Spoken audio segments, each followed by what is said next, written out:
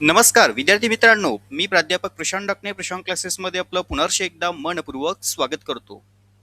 GDCA परीक्षेसंदर्भातील आजचा जो आपला सकाळ सत्रातला पेपर पेपर क्रमांक 1 खूप आणि अतिशय सोपा पेपर होता. ज्या ज्या विद्यार्थ्यांनी आपले महत्त्वाचे लेक्चर सिरीज आणि महत्त्वाच्या पीडीएफ नोट्स जर अभ्यासल्या असतील तर नक्कीच तुम्हाला आजचा पेपर मी सांगतो खूप आणि खूप सोपा गेला असणार. परीक्षा ओरिएंटेड येणारे आपण महत्त्वाचेच मुद्दे कंटेंट पॉईंट्स आपण त्यामध्ये घेतले होते आणि त्याच रिलेटेड तुम्हाला क्वेश्चन पेपरमध्ये क्वेश्चन बघायला मिळाले असतील. तर भरपूर साऱ्या विद्यार्थ्यांनी प्रश्नपत्रिका चांगल्या पद्धतीने सोडवल्या असतील. तर आता आपण आजच्या या सेक्शनमध्ये एकदम महत्त्वपूर्ण जे सुरुवातीचे फुल फॉर्म सेक्शन असतील, त्यानंतर रिकाम्या जागा असेल, जोड्या लावा असेल, या संदर्भातले क्वेश्चनचे आन्सर आपण व्हेरीफाय करून घेऊया आणि काही सविस्तर प्रश्न आहेत त्यावरती चर्चा करूया. ओके, बघा पेपर खूप सोपा होता, खूप सोपा पेपर होता, बरोबर की नाही. आता ज्यांनी व्यवस्थित अभ्यास केला असेल तर त्यांना नक्कीच पेपर त्या ठिकाणी सोपा हा गेला असणार. चला, आजचा आपला सकाळ सत्रातला 26/5/2026 जीडीसीए, ओके, परीक्षा मे 2026, ओके. पेपर क्रमांक 1, सहकारी गृहनिर्माण संस्था, ओके, जे संस्थांचे व्यवस्थापन. बघा आता यामध्ये तुम्हाला जनरली पहिलाच क्वेश्चन बघा 20 मार्काला विचारला गेला होता आणि एकूण टोटल मार्किंग तुमचं होतं 100 मार्कांचं, बरोबर की नाही. बघा 100 मार्कांचं मार्किंग होतं. आता यामध्ये फुल फॉर्म सेक्शन पहिले तुम्हाला विचारले गेले होते 20 मार्कासाठी. अगदी खूप फुल फॉर्म सोपे होते. मागच्याच क्वेश्चन पेपर रिलेटेड ते त्या ठिकाणी आलेले होते. त्यामुळे ज्या विद्यार्थ्यांनी व्यवस्थित सराव केला असेल आणि आपण जे दिलेले फुल फॉर्म सेक्शनची लिस्ट त्यामधलेच हे व्यवस्थित फुल फॉर्म होते. जर विद्यार्थ्यांनी व्यवस्थित अभ्यासले असतील तर नक्कीच त्यांना त्या ठिकाणी हे लिहिता आले असतील. बघा आता पहिल्याच सेक्शनला तुमचे 20 पैकी 20 मार्क कन्फर्म असणं आवश्यक आहे. बघा यामध्ये सगळ्यात महत्त्वाचं वायसीएमच्या रिलेटेड फुल फॉर्म होता यशवंतराव चव्हाण महाराष्ट्र मुक्त विद्यापीठ जे आहे ज्याला आपण ओपन युनिव्हर्सिटी म्हणतो. त्यानंतर एचडीएफसीच्या संदर्भातलं होतं housing development financial corporations, okay. त्यानंतर वैकुंठबाई मेहता समितीच्या संदर्भातलं जे प्रबंध संस्था आहे त्या रिलेटेड होतं Vaikunth Mehta national institute of cooperative management, okay. त्यानंतर चौथं सीओ चीफ एक्झिक्युटिव्ह ऑफिसर. त्यानंतर बघा हा खूप सोपा प्रश्न होता तुम्हाला 5 नंबरचा जीडीसीए वरतीच आलेला होता. आता याचं उत्तर तर तुम्हाला क्वेश्चन पेपरमध्येच वरती दिलेलं असणार की नाही, आन्सर, ओके. आता तिथनं बऱ्याचशा मुलांनी ते लिहिलं असेल, ओके. त्यानंतर पुढे युनायटेड नॅशनल ऑर्गनायझेशन म्हणजे जे संयुक्त राष्ट्रीय संघटना. आता हा बऱ्याच वेळा रिपीट झालेला क्वेश्चन आहे, एनबीसीसी, ओके. त्यानंतर यामध्ये नॅशनल बिल्डिंग कन्स्ट्रक्शन कॉर्पोरेशनच्या रिलेटेड होता एनबीसीसी. त्यानंतर NCHF national cooperative housing federation of India. MRSS Maharashtra राज्य जे काही सहकार संघ होतं त्या संदर्भातला हा फुल फॉर्म होता. त्यानंतर IDBI, okay, development bank of India industrial. त्यानंतर RCS म्हणजे जे आपलं रजिस्टर ऑफ कोऑपरेटिव्ह सोसायटीच्या संदर्भातले जे निबंधक अधिकारी वर्ग असतात सहकारी संस्थांचे निबंधक, ओके. त्यानंतर LIS हे पण बऱ्याच वेळा रिपीट झालेले क्वेश्चन होते. बघा हे महत्त्वाचे तुम्हाला त्या ठिकाणी 12 फुल फॉर्म दिले होते. तर ह्या 12 तुम्हाला कोणतेही त्या ठिकाणी 10 फुल फॉर्म सोडवायचे होते, बरोबर. तुम्हाला किती सोडवायचे होते, कोणतेही 10, बरोबर की नाही. आणि तुम्ही त्या ठिकाणी व्यवस्थित हे सर्व सोडवले असणार. बघा एकदा व्यवस्थित चेकआउट करून घ्या. त्यानंतर पुढे आपल्याला परीक्षेच्या संदर्भामध्ये एक रिकामी जागेच्या रिलेटेड 10 मार्काला क्वेश्चन आला होता आणि मी काल वन लाईनर सिरीजचा एक क्वेश्चनचा व्हिडिओ टाकलेला होता. त्यामधनंच हे तुम्हाला बरेचसे क्वेश्चन त्या ठिकाणी बघायला मिळाले असतील. बघा आणि खूप सोपे क्वेश्चन होते. बघा समिती संस्थेच्या प्रत्येक सर्वसाधारण सभेच्या इतिवृत्ताचा जो मसुदा असतो तो सभा झाल्यापासूनच्या तारखेपासून किती महिन्याच्या आत तो पूर्ण करणं आवश्यक आहे, तर त्याचं उत्तर आहे 3 महिने, ओके. चला त्यानंतर पुढचा सेकंड क्वेश्चन बिल्डर प्रवर्तक आणि संस्थेच्या नोंदणीच्या दिनांकापासून 4 महिन्यात. बघा हा मी कालच्या सेक्शनमध्ये घेतलेला हा क्वेश्चन होता, ओके. 4 4 महिन्यात संस्थेच्या मालमत्तेचे हस्तांतरण करून देणं आवश्यक आहे. चला, सेकंडचं उत्तर क्लिअर झालं. त्यानंतर तिसऱ्या नंबरचा क्वेश्चन घ्या. ज्या संस्थांनी जमीन पट्ट्यांवर किंवा पूर्ण मालकीच्या तत्वावर धारण केलेली असेल व जी घरे सभासदांच्या मालकीचे असतील किंवा होतील अशा गृहनिर्माण संस्थांचं वर्गीकरण भाडेकरू मालकी गृहनिर्माण संस्था. ओके, हे त्याचं उत्तर होतं 3 नंबरचं. त्यानंतर चौथ्याचा प्रश्न खूप सोपा होता. संस्थेच्या नोंदणीसाठी करावयाचा जो काही अर्ज असतो तो नोंदणी अर्ज अ नमुन्यामध्ये असतो. ओके, नमुना अ मध्ये. त्यानंतर पुढे सहकारी गृहनिर्माण संस्थेचं जे काही मासिक देखभाल शुल्क असेल थकीत झाल्यास निबंधक महाराष्ट्र सहकार संस्था अधिनियम 1960 नुसार या ठिकाणी तुम्ही कलम 101 पण लिहू शकतात आणि कलम 154 ब 29 लिहू शकतात. मी हे उत्तरामध्ये तुम्हाला सांगितलं होतं की व म्हणून. ओके, 154 ब 29 तुम्ही असंही या ठिकाणी लिहू शकतात. म्हणजे दोन्ही लिहिले तरी काही हरकत नाहीये, उत्तर बरोबर दिले जाईल. सहकारी संस्थेच्या संचालक मंडळांची बैठक महिन्यातून किमान एकदा तरी. आता हे मी बऱ्याच वेळा बॅचच्या माध्यमातून हे क्वेश्चन्स कव्हर अप केलेले होते बघा. त्यानंतर सहकार कायदा कलम 154 ब 2 मध्ये तरतुदीनुसार गृहनिर्माण संस्थांच्या फेडरेशन सोसायटीसाठी नोंदणी करता किमान 5 सहकारी गृहनिर्माण संस्थांची आवश्यकता असते. याचं उत्तर होतं 5. ओके, चला त्यानंतर पुढचा प्रश्न. विशेष सर्वसाधारण सभा जर आयोजित करायची असेल तर 1/5 म्हणजे 20% इतकी सभासदांची आवश्यकता असते. त्यानंतर हा एक 9 नंबरचा नवीन क्वेश्चन होता. त्यावेळेस मी तुम्हाला सांगितलं होतं की कलम 154 ब 29 किंवा कलम 154 हे नव्याने गृहनिर्माण संस्थेसाठी ऍड आउट झालेलं आहे, ते लक्षात असू द्या. त्यावरती पण तुम्हाला परीक्षेला प्रश्न आला होता बघा. ओके, तर हा नव्याने कलम ऍड आउट झालाय, हे तुमचं या ठिकाणी उत्तर असणार आहे. प्रकरण 13 ब मध्ये कलम 154. ओके, हे 9 नंबरच्या प्रश्नाचं उत्तर. त्यानंतर 10 नंबरचा प्रश्न होता. गृहनिर्माण संस्थेच्या थकबाकीदार सभासदांविरुद्ध आता वसुली दाखला. बघा, आता मगाशीच मी वरती सांगितलं की जे काही आपल्याला वसुली करायची आहे त्या संदर्भातला कलम 154 ब 29 किंवा या ठिकाणी जो आधीचा जुना होता कलम 101 बरोबर, जे आता वरती आपण आन्सर पाहिलं.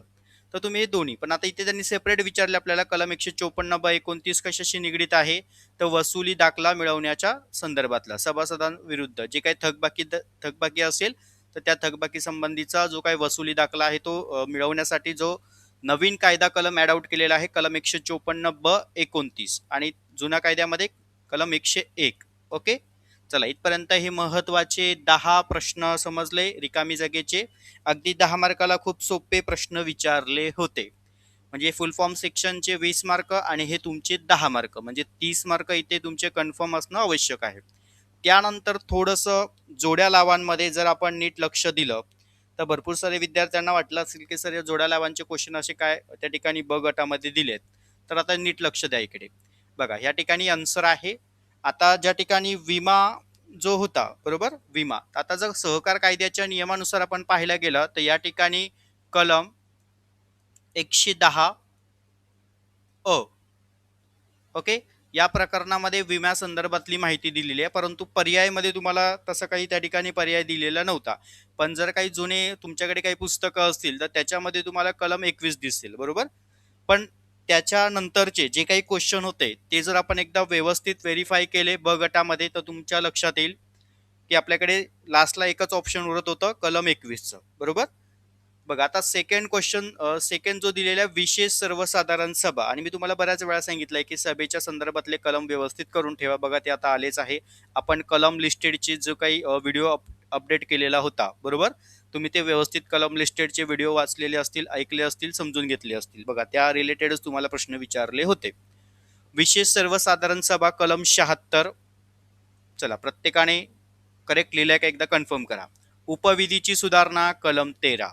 बघा इथे फक्त आता त्यांनी ऑप्शन मध्ये तुम्हाला कलम 13 दिलं होतं. जर याच्यामध्ये आणखीन तुम्हाला दिलं असतं की निबंधकांच्या मदतीने तर त्याचं होतं कलम 14. ओके, पण इथे ऑप्शन मध्ये 13 दिलंय, हे त्याचं उत्तर करेक्ट आहे. त्यानंतर सभासदांची हकालपट्टी, आता हे काय नव्याने तुम्हाला सांगायला नको, सर्वांचं अगदी व्यवस्थित झालेलं असणार, कलम 35. सहकार न्यायालय कलम 91 अ.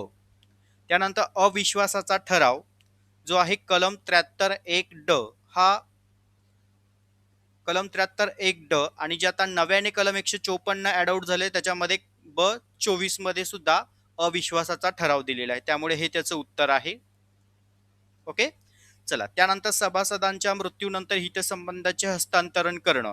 आता हस्तांतरण करण्यासंदर्भातला कलम आहे 30 आणि जो काही कलम 154 ब 29 नव्याने ऍड झालाय त्याच्यामध्ये कलम 13 म्हणजे कलम 154 ब 13 अंतर्गत. बघा, आपण फुल फॉर्मच्या रिलेटेड नंतर एक आपण सहकार कायदा कलमचे त्या ठिकाणी लेक्चर्स घेतले होते, तर त्याच्यामध्ये हे मी सगळे तुम्हाला नव्याने कलम जे ऍड आउट आलेले 154 ते सुद्धा त्यामध्ये माहिती सांगितली होती. जर त्या विद्यार्थ्यांनी आपले हे व्हिडिओ पाहिले असतील, समजून घेतले असतील, तर नक्कीच त्यांचे क्वेश्चन आन्सर करेक्टली त्या ठिकाणी आले असणार. त्यानंतर महाराष्ट्र राज्य सहकार निवडणूक प्राधिकरण जे आयोग आहे त्या संदर्भातला कलम 73 क ब. आता बऱ्याच तुम्हाला 5 मध्ये पण बघायला मिळतो. ओके, कलम 73 क ब. लेखापरीक्षण सर्वांचंच क्लिअर होतं, कलम 81 आणि महाराष्ट्र ओनरशिप फ्लॅट ऍक्ट 1963. जर तुम्ही हे बाकीचे प्रश्न त्यांचे उत्तर असे करेक्ट लिहिले असेल तर शेवटी आपल्याकडे फक्त एकच उरत होता, कलम 21. बरोबर. पण कलम 21 जर आपण पाहायला गेलं तर कलम 21 हा नोंदणीच्या संदर्भातला आहे. हा पॉईंट पहिला लक्षात घ्या. परंतु आता विभागाने त्या ठिकाणी पर्याय दिला नसल्यामुळे तुम्ही हे उत्तर त्या ठिकाणी लिहू शकतात, पण बाकीचे हे तुमचे करेक्ट आले पाहिजे. एक लक्षात असू द्या, हे बाकीचे आन्सर तुमचे हे करेक्ट आले पाहिजे. ओके. चला, इथपर्यंत हे महत्वाचे जोड्या लावांचे सेक्शन होते. इथपर्यंत पॉईंट तुमचे क्लिअर झाले. या पद्धतीने तुमचे जोड्या लावांचे आन्सर आलेत की एकदा व्हेरीफाय करून घ्या. म्हणजे जवळपास तुमचे हे 10 मार्क आणि वरचे 10 मार्क 20 मार्क आणि तुमचे त्या ठिकाणी फुल फॉर्मचे 20 मार्क. म्हणजे तुम्ही जर पाहायला गेला असता तर तुमचा पहिलाच जो प्रश्न क्रमांक आहे, बरोबर, प्रश्न क्रमांक पहिला आणि दुसरा यामध्येच तुमचे जवळजवळ प्रश्न क्रमांक पहिला आणि प्लस दुसरा, तर जवळजवळ तुमचे 40 मार्क तिथे क्लिअर होत आहेत. एक गोष्ट लक्षात असू द्या. ओके. आणि आपल्याला पासिंगला 40 लागत आहे, बरोबर की नाही. चला, आता इथपर्यंत पॉईंट क्लिअर, सर्वांनी व्यवस्थित आन्सर चेकआउट केले. ठीक आहे. चला, आता पुढे जाऊया. बघा, टिपा लिहामध्ये अगदी तुम्हाला सोप्या टिपा लिहा विचारल्या होत्या. कोणत्याही 5 सोडवायचे आहेत आणि मार्किंग होतं 10 मार्कांसाठी, बरोबर की नाही. कोणतेही 5 सोडवायचे होते. आता इकडे लक्ष द्या. निबंधकांकडनं चौकशी, आता हे प्रत्येक विद्यार्थी लिहू शकतात. त्यानंतर सगळ्यात सोपे आणखीन होतं ते म्हणजे सभासदत्व संपुष्टात येणं, म्हणजेच कलम 35 ज्याला आपण हकालपट्टी, बरोबर. सभासदत्व केव्हा संपुष्टात येतं, म्हणजे रद्द करणं. हा मी बऱ्याच वेळा क्वेश्चन घेतला होता. बघा, जर सभासदाचा मृत्यू झाला असेल तर, सभासद दुसऱ्या राज्यामध्ये कायमस्वरूपी राहण्यास गेला असेल तर, सभासदाने आपले भाग हस्तांतर केले असेल तर, बरोबर की नाही. तर या संदर्भातली माहिती तुम्हाला यामध्ये लिहायची होती. त्यानंतर फेर लेखा परीक्षण पेपर 3 मधलाच क्वेश्चन तुम्हाला इथे आला होता. बघा, हे त्या 2-3 मधलेच महत्वाचे इम्पॉर्टन्स क्वेश्चन होते, तर तुम्ही हे पण सोडवू शकतात. 1, 2, 3 आणि पहिली सभा हे तर आपण बऱ्याच वेळा घेतलं आहे. संस्था नोंदणीनंतर 3 महिन्याच्या आत पहिली सभा घेतली जाते. त्यामध्ये मुख्य प्रवर्तक ही सभा बोलवली जाते. हंगामी समितीची नेमणूक केली जाते. संस्थेच्या संदर्भातल्या महत्वाच्या कामकाजा संदर्भातले योग्य निर्णय त्यामध्ये घेतले जातात, बरोबर की नाही. त्यानंतर आणखीन सोपा प्रश्न होता, सभासदांचे प्रकार. नाममात्र सभासद, क्रियाशील सभासद, अक्रियाशील सभासद, अज्ञान सभासद. अगदी त्या ठिकाणी 5च प्रश्न लिहायचे होते तुम्हाला, बरोबर, आणि 10 मार्कांसाठी होते, बरोबर की नाही. त्यामुळे जास्त पेजेस तुम्हाला लिहिण्याची गरज नव्हती. जे महत्वाचे टिपा थोडक्यात लिहायचं होतं ते तुम्ही या ठिकाणी व्यवस्थित लिहिलं असणार. आता गृहनिर्माण संस्थेचा निधी उभा करणं, आता हा बऱ्याच वेळा मी प्रश्न घेतलेला आहे, तोही आलेला होता. आणि वार्षिक सर्वसाधारण सभा. बघा, जर तुम्ही इथे व्यवस्थित पाहिलं असता तर तुमच्या एक गोष्ट लक्षात येईल की सभेच्या संदर्भातले तुम्हाला 2 प्रश्न आले होते. एक होतं वार्षिक सर्वसाधारण सभा आणि विशेष सर्वसाधारण सभा. सभासदांवर म्हणजे बघा, सभांवर प्रश्न आला होता, त्यानंतर सभासदांवर प्रश्न आला होता, बरोबर की नाही. त्याच्यानंतर संस्थेचा निधी उभा करणं, निधीवर प्रश्न आला होता. येते लक्षात. बघा, सभासदांमध्ये सगळ्यात महत्वाचं सभासदांचे प्रकार आणि हकालपट्टी. जर तुम्ही आपला तो कंबाईंड लेक्चरचा व्हिडिओ जर युट्यूबला तुम्ही व्यवस्थित पाहिला असेल, मी प्रत्येक विद्यार्थ्यांना आपल्या बॅचचा सेंड केला होता बघा ॲपवरती, कंबाईंडमध्ये, ज्यामध्ये सभासद, सभा, व्यवस्थापन मंडळ हे सगळे घेतले होते. जर तुम्ही ते व्यवस्थित अभ्यासलं असेल तर नक्कीच तुम्हाला या टिपा लिहायला त्या ठिकाणी अडचण आलीच नसणार, कारण तुम्ही अगदी करेक्टमध्ये सगळ्या गोष्टी लिहिलेल्या असतील, बरोबर की नाही. चला, हे तुमचे 10 मार्क इथे व्यवस्थित मिळणं गरजेचे आहे. त्याच्यानंतर जे सविस्तर प्रश्न होते तेही काही फार तुम्हाला अवघड नव्हते. सहकारी गृहनिर्माण संस्थेच्या संकल्पनाविषयी, म्हणजे सहकारी गृहनिर्माण संस्थेची व्याख्या, कार्य, कामकाज याविषयी तुम्ही माहिती त्या ठिकाणी लिहिणं आवश्यक आहे.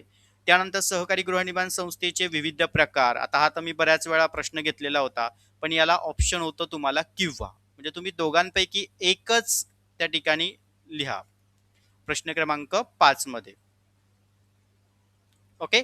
त्यानंतर प्रश्न क्रमांक 6 मध्ये पण तुम्हाला किंवा आलेलं होतं. मग तुम्ही सहकारी संस्थेचे दैनंदिन व्यवहार पाहण्याची जबाबदारी संस्थेचे जे पदाधिकारी वर्ग असतात, संचालक मंडळ असतील किंवा त्या ठिकाणी दैनंदिन विचारलेलं आहे. तर त्यासाठी संस्थेचे सचिवाची त्या ठिकाणी नेमणूक केली जाते, बरोबर. काही पदाधिकाऱ्यांची नेमणूक केली जाते, तर त्यांचे हक्क कर्तव्य तुम्ही त्या ठिकाणी लिहू शकतात. आणि जरी एखाद्याला हे लिहिता नाही आलं तर पुढचा प्रश्न खूपच सोपा होता, गृहनिर्माण संस्थांची उद्दिष्ट, बरोबर की नाही. त्यानंतर पुढे 7 नंबरच्या प्रश्नामध्ये महाराष्ट्र मालकी हक्क गाळ्यासंदर्भातला जो 1963चा कायदा होता त्याची तरतुदे. चला, आता एखाद्याला नाहीच व्यवस्थित तरतुदी आठवले, पण ब पर्यायामध्ये प्रश्न अतिशय सोपा दिला होता की संस्थेचे जे सभासद आहे त्या सभासदांच्या जबाबदाऱ्या, हक्क कर्तव्य हेच तुम्हाला त्यामध्ये लिहायचं होतं. बघा बरं किती सोपे क्वेश्चन्स होते. ज्यांनी व्यवस्थित आपले लेक्चर सिरीज, मी ज्या दिलेल्या महत्त्वाच्या नोट्स तुम्ही जर व्यवस्थित अभ्यासल्या असतील तर नक्कीच तुम्हाला त्याचा फायदा पेपरला या ठिकाणी झालाच असणार आहे. त्यानंतर सभेवर सर्वसाधारण सभा आणि व्यवस्थापन समितीचे अधिकार. आता हे तर मी तुम्हाला बऱ्याच वेळा IMP सांगितले होते, बघा तेच क्वेश्चन तुम्हाला दिसत आहे पेपरला. सो व्यवस्थित तुम्ही त्याचा अभ्यास केला असणार आहे. त्यानंतर लेखा परीक्षण अहवालाची रचना, बरोबर की नाही. हे आपले सर्व झालेले क्वेश्चन होते. गृहनिर्माण संस्थेच्या पुनर्विकास बांधणीच्या संबंधी, म्हणजे पुनर्विकास रचना, बरोबर, ज्याला आपण रिडेव्हलपिंग म्हणतो, त्या संदर्भातली माहिती लिहायची होती. आणि महाराष्ट्र सहकारी संस्था अधिनियमन 1960, महाराष्ट्र सहकारी संस्था नियमन यामधल्या महत्त्वाच्या तरतुदी, म्हणजे त्यामध्ये कायद्यांची तुम्हाला माहिती लिहायची होती. पण जरी एखाद्याला हा प्रश्न नाही लिहिता आला, पण त्याने 9 नंबरच्या प्रश्नामध्ये अचं उत्तर अगदी व्यवस्थित लिहिलं असणार आहे, कारण पुनर्विकासाची प्रक्रिया जो GR होता त्या GR नुसार तुम्हाला माहिती लिहायची होती, बरोबर की नाही. अगदी सोपे क्वेश्चन्स होते मे 2026च्या पेपरला. तर भरपूर साऱ्या विद्यार्थ्यांनी या पद्धतीने व्यवस्थित पेपर सोडवले असणार आणि खूप सोपे प्रश्न होते. खूप सोपे प्रश्न होते, असंही नाही की खूप अवघड प्रश्न आलेले होते. ज्यांनी अगदी परफेक्ट आपले लेक्चर्स ऐकले असतील आणि व्यवस्थित पेपर 1चे मी दिलेली नोट्स कंटेंट तुम्ही जर वाचली असेल तर नक्कीच तुम्हाला आजचा पेपर मी सांगतो खूप आणि खूप सोपा तुम्हाला गेला असणार आहे. ओके. बाकी जे फर्स्ट क्वेश्चनचं जे होतं त्यामध्ये काही तुम्हाला फार असं अवघड विचारलं गेलेलं नव्हतं, खूप सोप्या कंटेंटमध्ये विचारलं गेलं होतं. तर आजचा या महत्त्वाच्या पेपर संदर्भातली ही माहिती होती. व्हिडिओ आवडल्यास लाईक मात्र नक्की करा, आपल्या मित्रमैत्रिणींपर्यंत शेअर करा, पुढच्या पेपरचा अभ्यास करा. सर्वांना ऑल द बेस्ट.